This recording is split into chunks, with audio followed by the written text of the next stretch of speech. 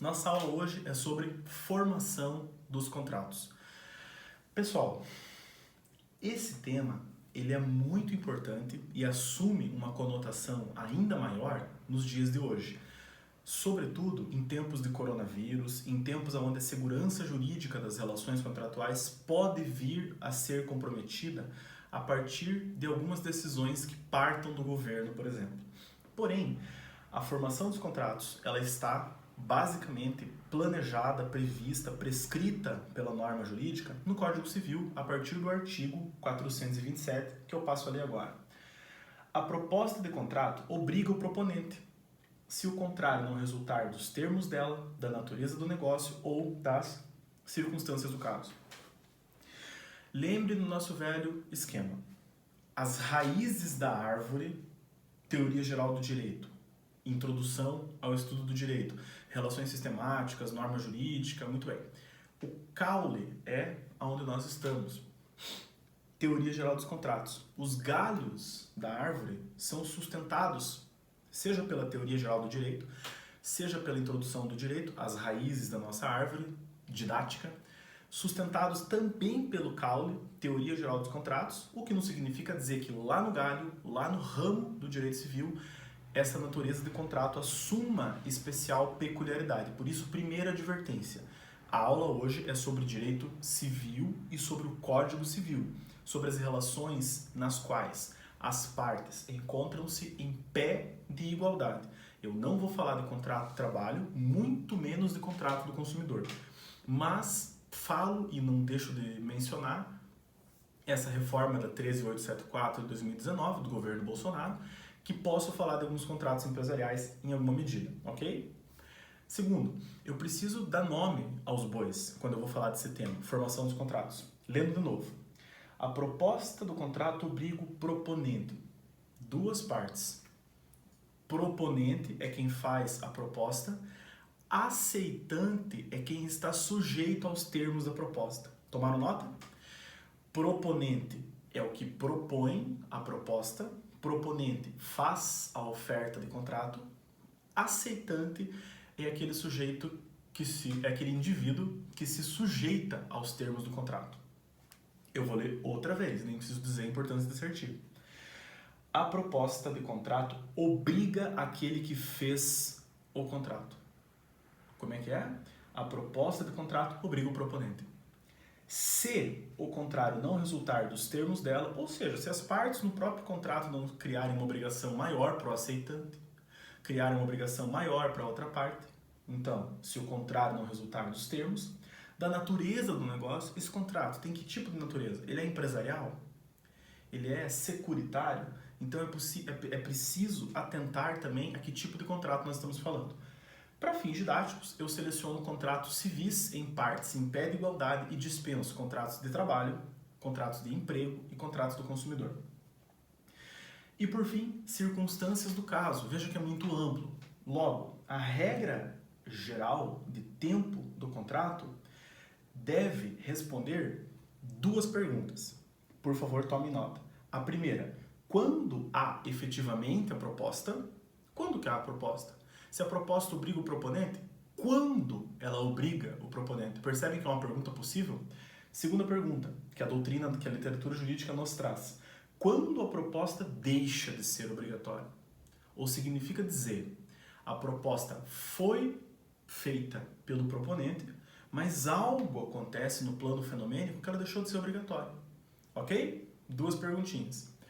Quando a proposta é feita, quando ela deixa de ser obrigatória? Quando ela efetivamente acontece e quando ela deixa de ser vinculativa. Vamos lá? Voltando então à nossa legislação. Espera aí. Aqui.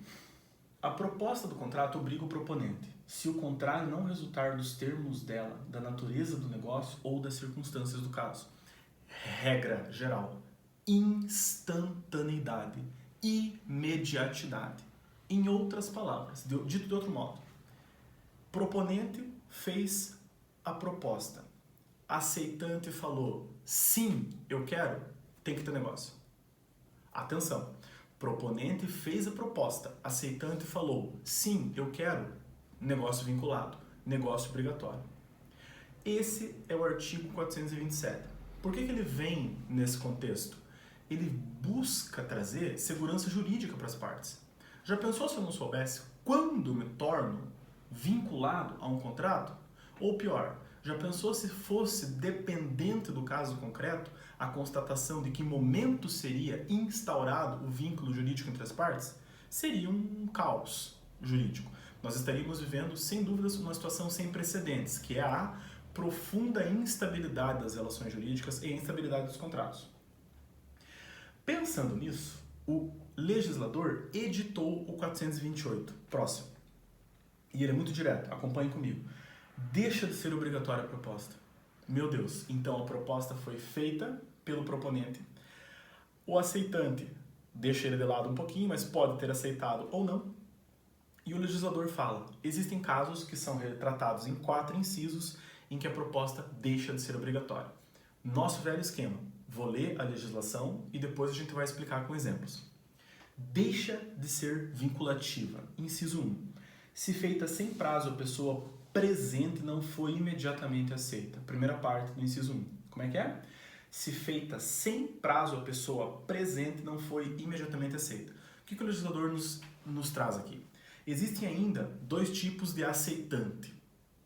Aquele aceitante ausente e aquele aceitante presente. Aquele aceitante que está na minha frente e aquele aceitante que eu não estou vendo. Estão conseguindo imaginar, por exemplo, uma compra realizada na internet em que não se aplique o Código de Defesa do Consumidor? Imagine uma sociedade empresária comprando de outra sociedade empresária pela internet. Estão ausentes ou estão presentes? Né? Complicada essa pergunta porque existem correntes que dizem que a compra na internet é entre ausentes e existem correntes que dizem que como a confirmação do recebimento de leitura da proposta equivale-se à compra entre presentes. Já preciso dizer que é um ótimo tema para monografia. Imagina o título: o advento das tecnologias de informação face à formação dos contratos no Código Civil. Que maravilha, anota aí, eu oriento. Então, artigo 428. Se feita sem prazo, a pessoa presente não foi imediatamente aceita. De novo, nosso proponente e nosso aceitante. Proponente, quer comprar meu carro? Proponente não é Ford, Volkswagen, nada disso. Não é relação de consumo, é relação paritária, partes em pé de igualdade. Quer comprar meu carro? Não sei, esse aceitante daqui fechou. Se esse aceitante daqui falou fechou, esse daqui acaba de perder o negócio, porque ele não aceitou imediatamente. Artigo 428, inciso 1º. Mas vamos continuar. Sempre depois do ponto, sempre depois da vírgula, é que mora a questão da OAB. Inciso 1. Considera-se também presente a pessoa que contrata por telefone ou por meio de comunicação semelhante. É aqui que mora o grande problema da legislação brasileira. A massiva doutrina interpreta que a compra realizada pela internet se instala na parte final do primeiro inciso do 428. De novo, considera-se também presente a pessoa que contrata por telefone ou por meio de comunicação semelhante. É discutível, nasce uma certa instabilidade e insegurança jurídica. Afinal de contas, é para isso que se estuda tempo do contrato. O nome dessa aula eu prefiro trocar até o nome do código. O código fala em da formação dos contratos. Eu prefiro falar em do tempo do contrato. Porque o contrato ele tem um tempo. E o tempo que mais importa do contrato é chamado pela literatura de fase conclusiva, quando começa o contrato. Ok? Inciso 2. Se, feita sem prazo, a pessoa ausente tiver decorrido tempo suficiente para chegar à resposta ao conhecimento do proponente. Vou ler de novo. Respira, calma. Se, feita sem prazo, a pessoa ausente. Proponente está aqui. Pessoa ausente em algum lugar que nós não sabemos aonde está. Proponente manda a proposta. Quer comprar meu carro e fica esperando. Existe um prazo? Não. Existe uma presunção que não é iure et iure, é iuris tantum, ela é relativa da norma jurídica do 428, inciso 2, que diz assim: deixa de ser obrigatória a proposta, não esquece do caput. Se feita a pessoa ausente tiver decorrido tempo suficiente para chegar à resposta ao conhecimento do proponente. Quanto tempo? Uma semana? Um dia? 30 dias? Que maravilha! A legislação não conta para nós. Exame de ordem é legislação. Então, dica: tempo suficiente, pessoal, tempo de mercado. O tempo que o mercado funciona. Né? Mas quem é essa pessoa ausente? Essa pessoa ausente pode ter recebido essa proposta feita pelo proponente, esse aceitante ausente, através de uma carta, através de uma oferta ao público. Ele viu, por exemplo, assim, um bannerzinho encontrado na rua, no supermercado, ele pegou aquilo, esse serviço pode me interessar, e foi para casa. Ele pode entrar em contato com o proponente e falar assim, não, você deixou há 40 dias esse folder nas Casas Bahia, cuidado com a pegadinha, porque Casas Bahia lembra o fornecedor, lembra a relação de consumo, mas imagine que a Casas Bahia desconhecia disso.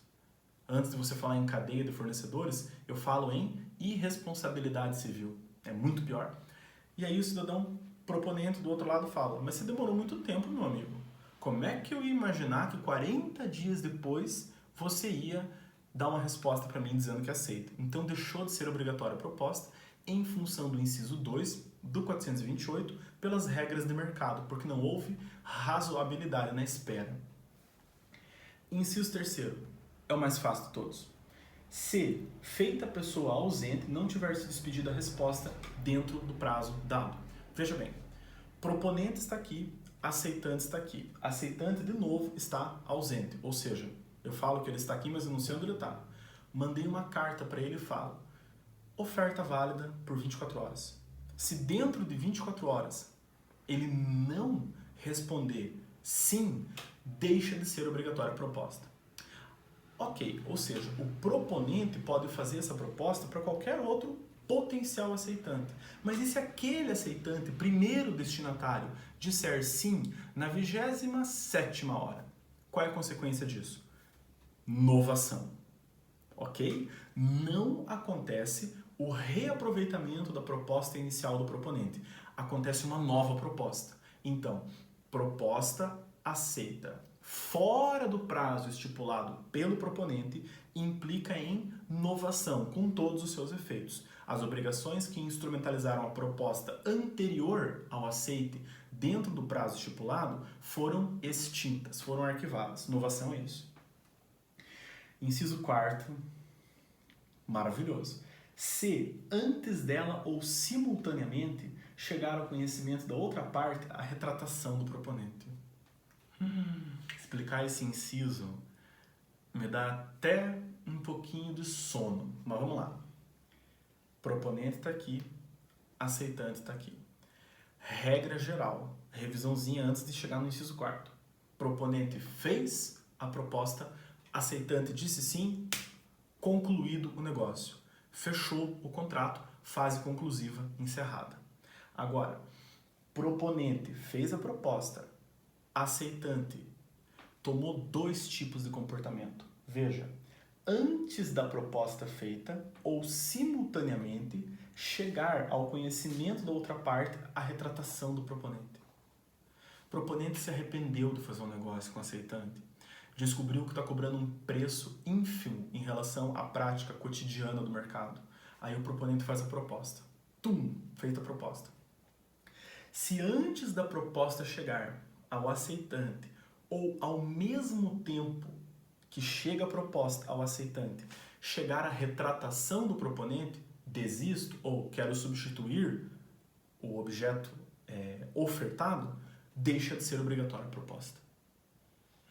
Olha que regra, pessoal. Regra, chegou junto. O que diz a lei? Chegou junto ou antes dela a retratação do proponente ao aceitante, não tem contrato. E como que vai aparecer?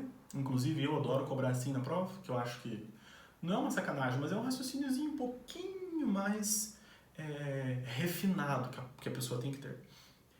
Eu escrevo assim, depois dela ou simultaneamente chegar ao conhecimento da outra parte a retratação do proponente. Como é que eu faço?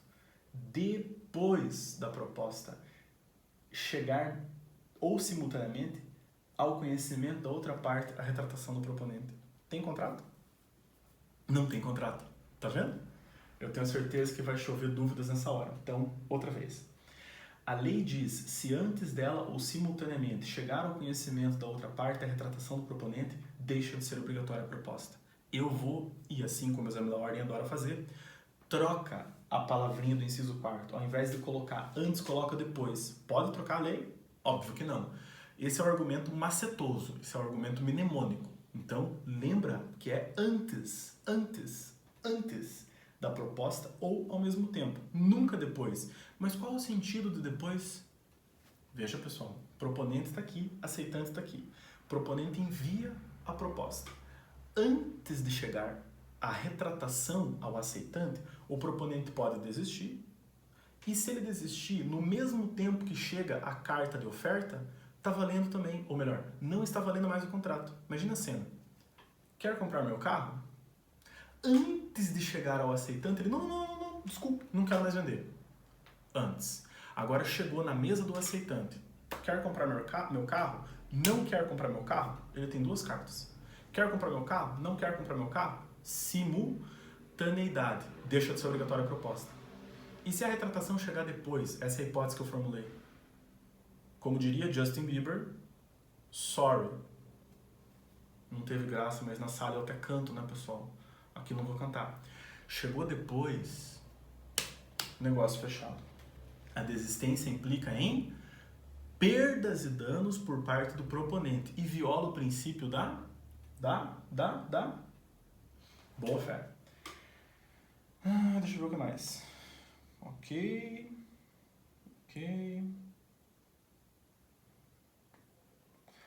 O 431. Vamos lá. Não, 429, já que eu não sei porque eu pulei direto para ele. A oferta ao 429. A oferta ao público equivale à proposta quando encerra requisitos essenciais do contrato, salvo se o contrário resultar das circunstâncias dos usos. Sempre. As circunstâncias e os usos afetam a hermenêutica contratual. Tá? Afetam a interpretação do contrato. Acho que nós ainda não tivemos uma aula boa sobre hermenêutica. Logo eu mando para vocês. Mas ó, 429. A oferta ao público equivale à proposta quando encerra os requisitos essenciais do contrato. Qual o exemplo de oferta ao público? Percebe que o proponente agora, ele está com uma dimensão maior. Ele não está oferecendo para um aceitante, mas ele está oferecendo para uma universalidade de fato de aceitantes, para um grupo de aceitantes desconhecidos. Criatura, eu não estou falando de direito do consumidor. Lembre-se do objeto da nossa aula. Código Civil, cauda da árvore. Não estou falando do galho, posso falar de vez em quando da raiz, mas jamais dos galhos da árvore. Não são os ramos do direito civil ou os ramos dos contratos aqui o nosso objeto. É contrato civil, no máximo um contrato empresarial, enquanto não se aprovar um código de contratos empresariais no Brasil. No tempo de coronavírus, só se fala disso na TV, inclusive nos tribunais, inclusive no poder público como um todo. Então, vai demorar bastante para o código comercial, mas deveria vir, um código de contratos empresariais. Vamos de novo? 429. A oferta ao público equivale à proposta. Por que a lei fala isso? Porque não importa a proponente se você está oferecendo o produto ou o serviço para uma pessoa só ou para várias delas. Se os requisitos do contrato forem o mesmo, equivale à proposta. É a redação do 429. Salvo se o contrário resultar das circunstâncias ou dos usos. Percebe a importância da análise da lei? Veja, parágrafo único. Pode revogar-se a oferta pela mesma via de sua divulgação, desde que ressalvada esta faculdade na oferta realizada. Como é que funciona isso? Proponente faz a oferta para a coletividade de sociedades empresárias que querem acessar aquele serviço e diz: está disponível, vírgula, na própria oferta, vírgula, enquanto durar o estoque, enquanto o valor da moeda não sofrer alteração, enquanto a inflação, e aí sabe Deus o que ele condiciona o contrato. O fato é que ele coloca na proposta uma ressalva que faz com que a conexão das autonomias de vontade que poderiam se entrelaçar não aconteça. Vamos de novo? Parágrafo único do 429. Pode revogar-se a oferta pela mesma via de sua divulgação. Pode revogar-se a oferta pela mesma via de sua divulgação. Entendi. No mesmo papelzinho? Sim. Desde que ressalvada essa faculdade na oferta realizada. Aí nós temos 2 artigos. Esses artigos nós vamos começar a ler já. Mas antes eu quero falar do lugar do contrato. Então, por enquanto eu falei de tempo do contrato, momento. Agora o lugar. O lugar está no 435 do Código Civil. Lá no final dessa parte, antes de estipulação em favor terceiro. Reputar-se-á celebrado o contrato no lugar em que foi proposto. Por gentileza, decoram essa? Só essa eu quero que vocês decorem, que é muita malandragem. Reputar-se-á celebrado o contrato no lugar em que foi proposto. Só mais uma vez. Reputar-se-á celebrado o contrato no lugar em que foi proposto. Importa a proposta ou importa o aceite do aceitante para que escolha-se o lugar, o foro do contrato? Ou eu posso colocar lá, qualquer dúvida desse contrato será dirimida no foro de Nova York, fora do Brasil, por exemplo. Posso fazer isso? Cri, né? Aula online, assim, é falar sozinho. Eu já sei o que vocês querem porque eu conheço vocês. Professor, faz a pergunta de novo? Sim. O proponente fez a oferta. Aceitante está na pendência de aceitar. A lei diz, reputa-se celebrado o contrato no lugar em que foi proposto. Está falando em aceitação? Então, não estou nem aí para o aceitante. Aonde foi feita a proposta, vincula o foro. Eu posso escolher um foro diferente? Para isso, não. Eu posso escolher um foro diferente, portanto, agora sim, em tese, mudar a redação do 435 para resolver conflitos que nasçam desse contrato. Por exemplo, eventuais conflitos serão solucionados na Câmara Arbitral X de Curitiba e o contrato foi celebrado em Santa Catarina. Perfeito. Mas o contrato celebrado, o local do contrato, aonde que acontece? No local onde foi prolatada, emitida, feita, realizada a proposta. Deixa eu ver o que mais. Para encerrar, 2 teorias. Eu chamo teoria objetiva da expedição e da recepção. Expedição. Por essa teoria, considera celebrado o contrato no momento em que o aceitante emite a sua proposta, porque o aceitante também faz a proposta, embora ela seja uma proposta-resposta. Essa é chamada de teoria da expedição. Expedição. Quem está expedindo? Aceitante. Voltamos. Proponente fez proposta, aceitante expediu. É nesse momento que, para essa teoria da expedição, é aceito o contrato. Ok? Porém, esse é o conteúdo do 434. Os contratos entre os ausentes, 434, tornam-se perfeitos desde que a aceitação é expedida. O que é o contrato tornar-se perfeito? É o contrato não ter defeitos? Não. O contrato tornar-se perfeito é o que, pessoal? Ser vinculativo, ser celebrado. Vamos lá. No caso do artigo antecedente, que é o 433, considera-se inexistente a aceitação, se antes dela ou com ela chegar ao proponente a retratação do aceitante, é a repetição do inciso 4º. Se o proponente se houver comprometido a esperar a resposta, se ela não chegar no prazo convencionado. Aqui o legislador dá um retoque final naquilo que ele já tinha falado nos artigos anteriores. Agora, tem uma teoria que é a do 433, desse artigo que eu acabei de ler. Então, artigo 433 é chamada de teoria da recepção. Trata-se da teoria adotada excepcionalmente pelo Código Civil. Ok? Então, artigo 433, recepção, teoria da recepção. E artigo 434, teoria da expedição. Essa aula ficou curtinha, eu tenho certeza disso, mas a informação que eu quis passar para vocês é da seção 2, formação do contrato. Obrigado, pessoal.